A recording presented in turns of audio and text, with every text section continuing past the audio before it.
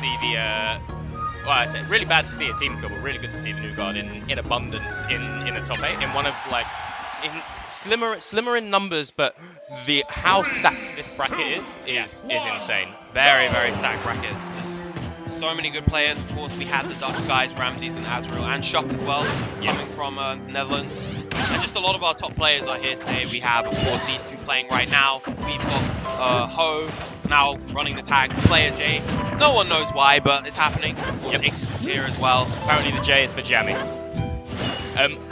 Anyway, I just want to like call attention to something that I love following Poptart's matches, and one thing he does is he up Bs in neutral a lot, and he gets away with it because he's good.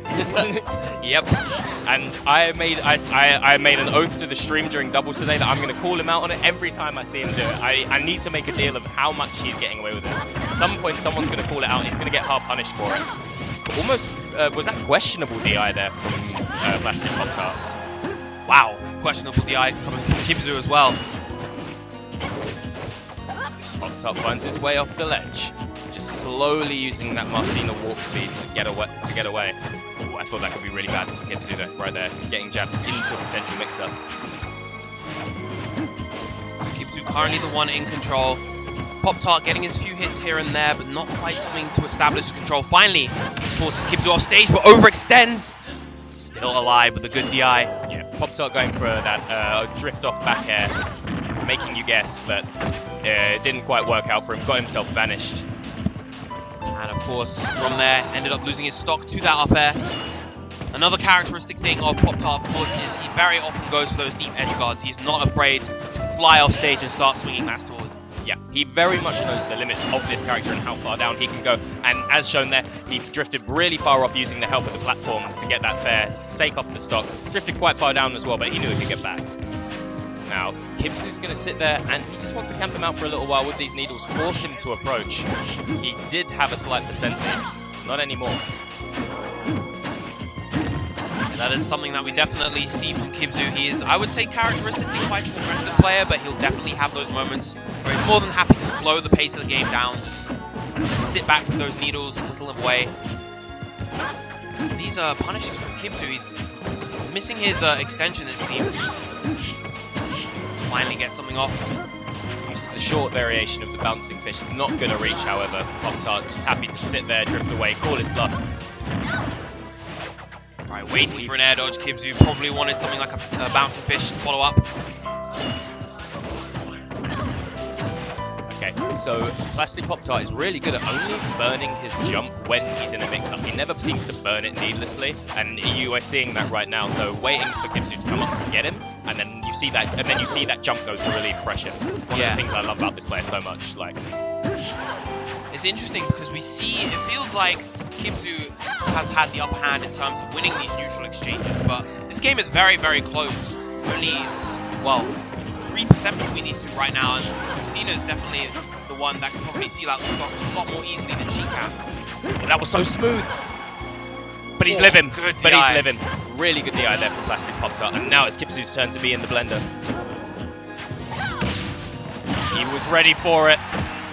Very nice, going for the down tilt. Trying to catch a potential drop-down jump-up with that down tilt. Low commitment option allowed him to avoid the vanish as well.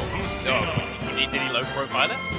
No, he was just able to shield in time. Yeah, absolutely. And then that up smash going to clean up game number 1. Winners semis here. Plastic Poptart game 1 to him. At least. And they're going to be happy with the smash film that seems to be going back. Yeah, they are. That was, of course, a very, very close game and definitely could have gone either way. We saw those hit sparks coming out from the up air in the previous game.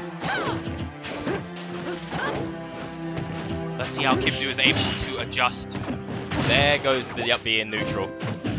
No lock there from Kibzu. Yeah, that's definitely something that Marcina can get away with at those low percents, using that up B with that frame 1 intangibility to escape from Sheik's low percent strings. Yes, so the way I describe it is that, and the way he describes it, he does it to keep people honest. Yep.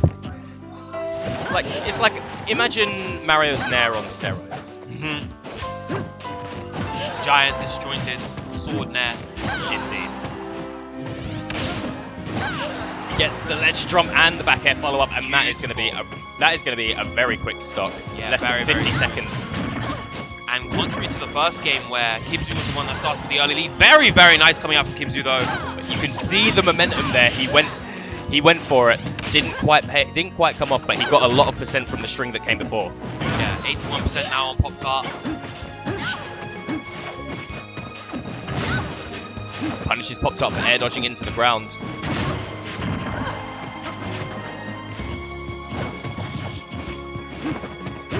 Unsafe landing pair.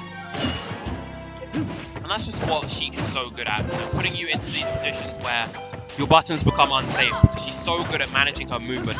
Absolutely, and that's why a lot of people would say that Sheik is designed to win the neutral, and then the real test of a Sheik. Oh, that fair right there, catching Plastic Poptart in a short hop, going to even up the stocks right here. Only 50% behind. It could have been a lot worse considering how quickly that first stock got taken. Yeah, Poptart was only on about 30% after taking that first stock, so this is definitely a doable deficit if Kibzu is able to find his footing.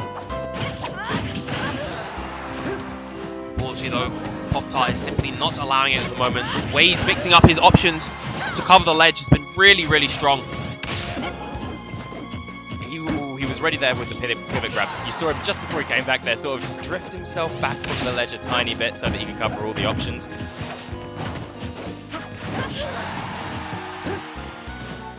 Back here going to send Kibzu well into his disadvantage.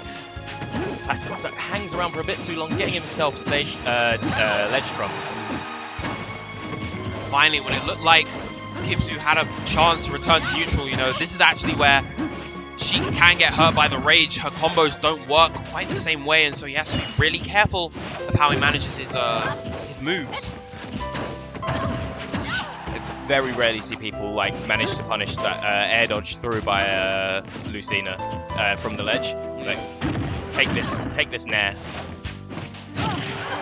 Wow, the side hitboxes of the up smash, and this has been a great comeback from Kibzu so far. Yeah, he's done a great job of bringing it back. Oh, and just as I say that, commentator's curse.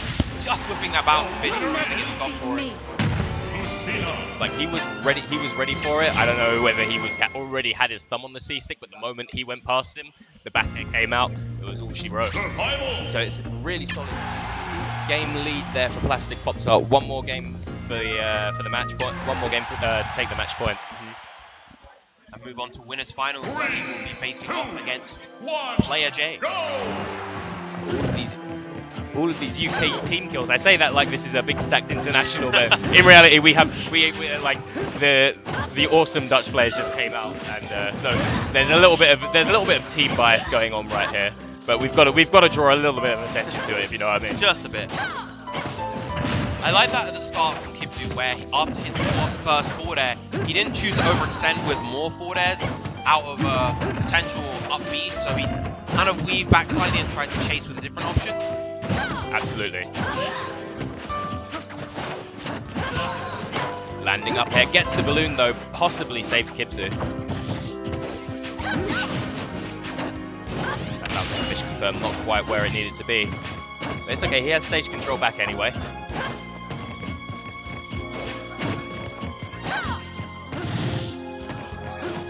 Again, forcing the approach, ready to react to the option, gets a back throw. Finds his footing back onto the stage once again. Very, very close. One thing I think that might go unnoticed here is that a lot of these players at the ledge are playing a lot with the oh, there we go, there's that ledge trump. I was just about to say they're playing a lot with the ledge trump mind game mix up. So Kibzu is using the threat of ledge trump and jumping back on stage to cover an option, but the problem is I don't think I've seen him get a ledge trump on Plastic Poptart yet. So he hasn't set the expectation up in Tim's mind. Beginning. That's the conditioning basics, I suppose. It's something that Plastic Poptart himself is very good at. Yeah, so far, in terms of disadvantageous positions on the ledge, Poptart is definitely playing it better than Kibzu. It just feels like whenever Poptart has Kibzu in the corner, he's able to get something off of it. He's able to keep him there. Absolutely. I think it comes down to pressing your advantage so much. Speaking of which, there are 2 frames on the very difficult on that up B from Sheik. Now, thanks to all of that ledge pressure we saw from Poptart earlier. He's really expanded this lead, 82% on Sheik. This is a dangerous position against a raged Lucina. But Poptart's starting to approach that really scary percent now where Sheik's Bear will actually start killing you at the ledge. Yeah, particularly near that Smashville platform as well. Still surviving the bouncing fish. Kept his jump that whole time. Excellent recovery coming out from Poptart. Really good stuff there. Oh, goes for the mix-up option, but still alive.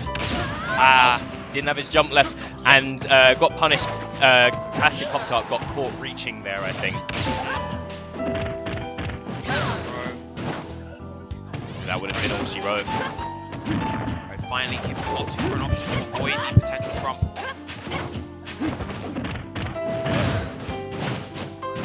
I like using the bouncing fish as a movement option to escape pressure. Definitely a very, very solid option that Sheik has access to. You see very often from the good Sheiks, you know, using that bouncing fish to more easily land.